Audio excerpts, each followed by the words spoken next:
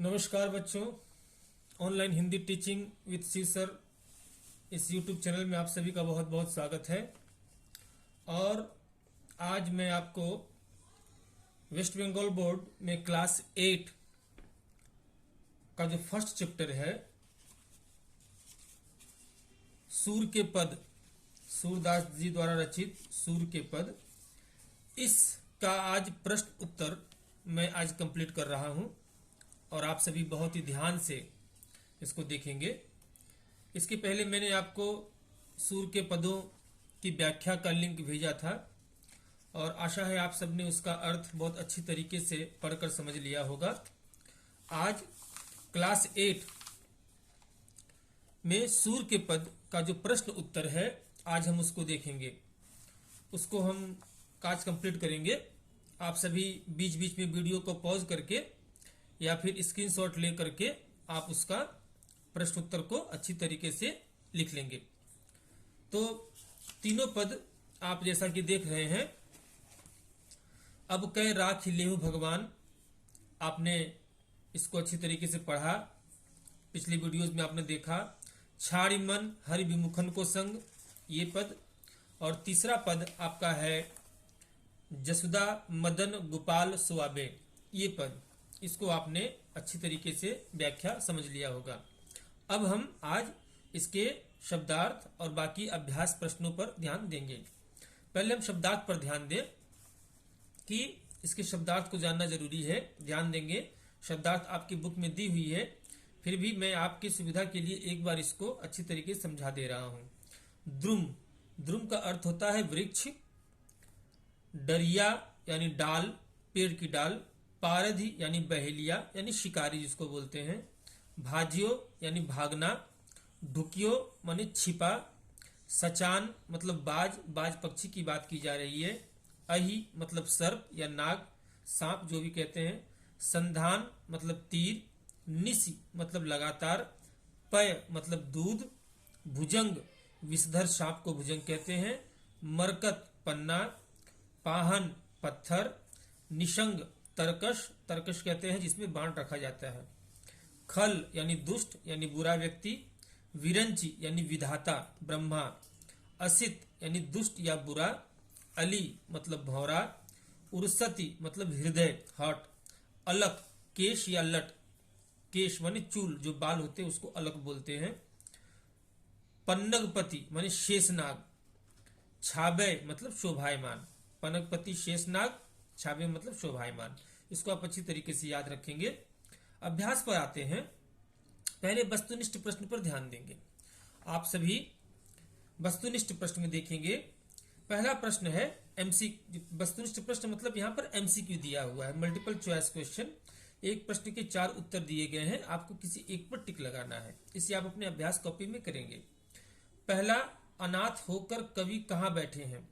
हम लोगों ने पद में पढ़ा था, कहाँ बैठे हैं। उत्तर होगा पेड़ की डाल पर। आप इसको सही उत्तर लिखेंगे। दूसरा प्रश्न, सुमिरत से क्या संकेत मिलता है। 4 ऑप्शन दिए गए हैं। दर्शन करना, ईश्वर का नाम लेना, तीर्थ करना, पूजा करना। तो सुमिरत का मतलब होता है ईश्वर का नाम लेना। आप इसको सही उत्तर लगाएंगे।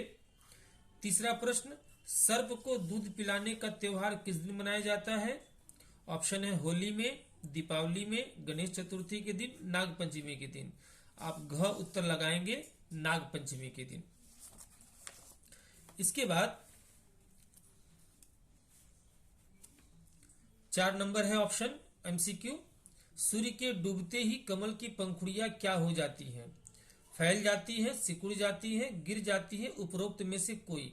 आप लिखेंगे सिकुड़ जाती है। जैसे सूर्य डूबता है हम देखते हैं, कमल की पंखुड़ियां क्या होती है, सिकुड़ जाती हैं। आप ये ऑप्शन लिखेंगे। अब आते हैं लघुत्तरीय प्रश्न में। लघुत्तरीय प्रश्न में इसमें जो है आप एक लाइन में उत्तर लिखेंगे। मैं आपको इसका उत्तर बताऊंगा, आप अच्छी तरीके से वीडियो को पॉज करके उत्तर को लिखेंगे। पहला प्रश्न है, कवि किससे प्रार्थना करता है। ध्यान दें, आपने तीनों पद पढ़े। तीनों पद में कवि किससे प्रार्थना कर रहे हैं। कवि भगवान श्री कृष्ण से प्रार्थना कर रहे हैं। आप उत्तर को अच्छी तरीके से लिखेंगे। मैं सिर्फ यहाँ पे हिंट्स के लिए जो उत्तर के मूल शब्द हैं वो मैं लिख दे रहा हूं, आप लिखेंगे भगवान श्री कृष्ण, लेकिन आप पूरी लाइन लिखेंगे। कवि किससे प्रार्थना करता है? उत्तर लिखेंगे कवि भगवान श्री कृष्ण से प्रार्थना करता है। 2 नंबर प्रश्न है, बाण कौन साधता है? बाण कौन साधता है? आप उत्तर लिखेंगे शिकारी। शिकारी पूरा उत्तर लिखेंगे आप, शिकारी बाण साधता है। 3 नंबर प्रश्न है, मन को किसका साथ छोड़ने के लिए कहा गया है? उत्तर लिखेंगे मन को दुष्ट व्यक्ति का साथ छोड़ने के लिए कहा गया है। मैं जो कीवर्ड वो लिख दे रहा हूं, आप उत्तर पूरा लिखेंगे लाइन बनाकर कि मन को, प्रश्न से आप उत्तर को मिलाएंगे, मन को ध्यान देंगे, मन को दुष्ट व्यक्ति का साथ छोड़ने के लिए कहा गया है। 4था प्रश्न है लघुत्तरी में, पेयपान कराने पर भी कौन विष का त्याग नहीं करता? पेय का मतलब क्या होता है? आपने इसको पढ़ा है। पेय का मतलब दूध, पान मतलब देना, ग्रहण कराना। दूध पिलाने पर भी कौन विष का त्याग नहीं करता है? सर्प। उत्तर आप लिखेंगे सर्प, पूरा उत्तर लिखेंगे। मैं सिर्फ कीवर्ड दे रहा हूं आपको, सर्प, कि पेय पान कराने पर भी सर्प विष का त्याग नहीं करता। उसके बाद अगला प्रश्न है, गंगा नहाने की बात किसके लिए कही गई है? श्वान, श्वान के लिए। उत्तर लिखेंगे श्वान, न है ये, यानी गंगा नहाने की बात श्वान के लिए कही गई है। अब आते हैं बोधमूलक प्रश्न में। बोधमूलक प्रश्न में जो लगभग थोड़े बड़े उत्तर लिखे जाते हैं, यानी इस चीज का आपको बोध हो गया हो, ऐसा चीज इसमें समझाने का प्रयास किया जाता है। पहला प्रश्न देखेंगे, मैं उसको उत्तर को बोलूंगा, आप वीडियो को पॉज कर करके अपने उत्तर में इसको अच्छे से लिख लेंगे। सूरदास ने भक्ति के मार्ग में कौन सी बाधाएं पाई हैं और उनसे मुक्ति का क्या तरीका बताया है? आप उत्तर को लिखेंगे, वीडियो पॉज करते हुए आप लिखेंगे। मैं एक बार में आपको उत्तर बता रहा हूं धीरे धीरे करके, कि सूरदास ने, ऐसे लिखेंगे उत्तर, सूरदास भगवान श्री कृष्ण के अनन्य भक्त थे। सूरदास भगवान श्री कृष्ण के अनन्य भक्त थे। उन्होंने भक्ति के मार्ग में कई प्रकार की बाधाएं पाई हैं, जैसे हरि विमुखन का संग, ये भक्ति के मार्ग में सबसे बड़ी बाधा है। हरि विमुखन का संग, कि जब हम ऐसे लोगों, दुष्ट व्यक्तियों का संग करते हैं तो वो क्या करते हैं? हमारे मन में कुबुद्धि को उत्पन्न करते हैं। हम दूसरे पद में हमने पढ़ा, कुबुद्धि को हमारे मन में उत्पन्न करते हैं, जिससे हमारे भजन में भंग पड़ता है, हमारे भजन में रुकावट आती है। काम, क्रोध, मद, लोभ, मोह, ये सारी चीजें जो पंच विकार इनको कहते हैं, काम, क्रोध, मद, लोभ, मोह, ये चीजें हमें क्या करती हैं? भक्ति से दूर करती है। और उत्तर का अगला भाग, उनसे मुक्ति का क्या तरीका बताया है? उनसे मुक्ति का तरीका यह बताया है कि हमें हमेशा भगवान पर भरोसा रखना चाहिए, और भगवान सब समय हमारी मदद करने को तैयार रहते हैं। हमें इन सारी चीजों से, यानी हरि विमुखन को त्याग कर, ऐसे लोग जो भक्ति के मार्ग में बाधा बनते हैं, उनका त्याग करके हमें भगवान की भक्ति में अपने आप को समर्पित करना चाहिए। तब जाकर इन सारी दुविधाओं से हम मुक्ति पा सकते हैं। इस उत्तर को आप वीडियो को पॉज करते हुए लिखते जाएंगे। 2 नंबर प्रश्न है, सूरदास ने मन को क्या समझाया है? प्रश्न है, सूरदास ने मन को क्या समझाया है? इसी पद में इसका उत्तर आपको मिलेगा, आप उत्तर लिखेंगे वीडियो पॉज करते हुए। सूरदास ने मन को समझाया है कि ऐ मन, तुम्हें हरि विमुखन का संग नहीं करना है, क्योंकि ये जो हरि विमुखन, यानी हरि विमुखन का मतलब ऐसे व्यक्ति जो भगवान और हमारे भक्ति के बीच में बार बार बाधा बनते हैं, क्योंकि ऐसे लोग हमारे मन में कुबुद्धि उत्पन्न करते हैं और ये हमारे मन की काम, क्रोध, मद, लोभ, मोह, इन चीजों को बढ़ा देते हैं, जिसके कारण मन आलसी हो जाता है, जिसके कारण मन स्वार्थी हो जाता है, इसलिए ये भक्ति करने नहीं देते हैं। यही बात सूरदास ने अपने मन को समझाया है। वीडियो पॉज करते हुए आप उत्तर को लिखेंगे। 3 नंबर प्रश्न है, देखि शयन गति त्रिभुवन कंपय ईस बिरंची भ्रमावे। आप ये 3 नंबर जो आपको पद पढ़ना है, यहां पर देखेंगे, इसकी दूसरी लाइन थी वाली, जसुदा मदन गोपाल सुआवे देखि शयन गति त्रिभुवन कंपय ईस बिरंची भ्रमावे। इस लाइन को बोला गया कि इसका आशय स्पष्ट कीजिए। आशय का मतलब होता है अर्थ स्पष्ट कीजिए। आप इसका अर्थ लिखेंगे कि भगवान श्री कृष्ण बाल रूप में सो रहे हैं और माता यशोदा अपने गोपाल यानी कृष्ण को सुला रही हैं, और उनकी सोने की इस गति को देखकर, इस अवस्था को देखकर त्रिभुवन, तीनों भुवन कांपता है और ईश बिरंची भ्रमावे। ईश मान ईश्वर, बिरंची मतलब विधाता यानी ब्रह्मा को भी भ्रम होता है, ब्रह्मा को भी भ्रम हो जाता है, ये इसका अर्थ है। विचार और कल्पना में आएंगे आप, ध्यान देंगे आप।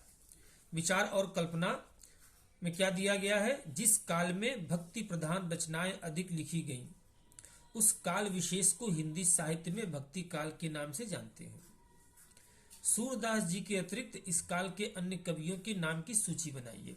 आप जानते ही हैं, हिंदी साहित्य का इतिहास का मैंने जो वीडियो इसके पहले बनाया था, आपने उसमें अच्छी तरह से जाना, देखा कि पूरा हिंदी साहित्य को 4 भागों में बांटा गया है। आदिकाल, भक्तिकाल। आप ध्यान से इसको, आपको समझाने के लिए मैं इस चीज को दोबारा नोट कर दे रहा हूं, आप इसको ध्यान से समझने के लिए ध्यान देंगे। पहला है आदिकाल, दूसरा है भक्तिकाल, तीसरा है रीतिकाल, और चौथा है आपका आधुनिक काल। जिस काल में अभी हम रह रहे हैं इसको कहते हैं आधुनिक काल। तो सूरदास जी भक्ति काल के कवि हैं। प्रश्न कहा गया कि इस काल के अन्य कवियों के नामों की सूची बनाइए। तो सूरदास के अतिरिक्त बहुत सारे कवि थे, मैं यहाँ पे नाम लिख रहा हूं, आप इस नाम को ध्यान रखेंगे।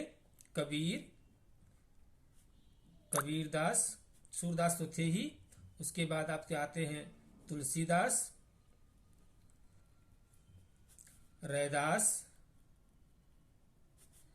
मीराबाई, नाभादास, है ना, कुंभनदास, है ना। ये 5-6 नाम, आप ऐसे बहुत सारे कवि आते हैं, लेकिन ये 5-6, नंददास, ये सब जो फेमस जो भक्ति काल के कवि हैं, संत हैं, महात्मा हैं, ये सब फेमस जो है उस समय के भक्त लोग हैं, इनका नाम आप लिख देंगे। इसके बाद आप भाषा बोध में आएंगे। भाषा बोध में ध्यान देंगे, नीचे क्या लिखा हुआ है, ब्रज भाषा के शब्द। आप जानते हैं ये पूरा पाठ, सूर के जो पद हम 3 ने पढ़ा, ये ब्रज भाषा में लिखा गया है, तो उसकी चर्चा की जा रही है। ब्रज भाषा के शब्द डरिया, सुमिरत, विमुखन, तजत, नवाए, रीतों को खड़ी बोली हिंदी के रूप में लिखिए। उदाहरण दिया गया, छाड़ी का छोड़ देना। तो इन शब्दों के, ये ब्रज भाषा के शब्द हैं, इनको आपको हिंदी में लिखना है। तो मैं यहाँ पर लिख रहा हूं, आप इसको अपनी कॉपी में ध्यान पूर्वक लिखेंगे। जैसे डरिया, डरिया का क्या होगा, ध्यान देंगे, डरिया का होगा डाल, आप इसको लिखेंगे कॉपी में, डाल। सुमिरत का क्या होगा, सुमिरत का होगा सिमरन, या सुमिरन भी कर सकते हैं, लेकिन सिमरन, ध्यान देंगे। विमुखन, विमुखन का विमुख, विमुख या त्यागना, ये भी कर सकते, इसका अर्थ है, लेकिन विमुख होगा ज्यादा बेटर। तजत, तजत का भी वही है, तजत का भी त्यागना या त्याग करना, त्याग देना, त्याग देना। नवाए मतलब नहाना, है ना। रीतों का रीति या परंपरा,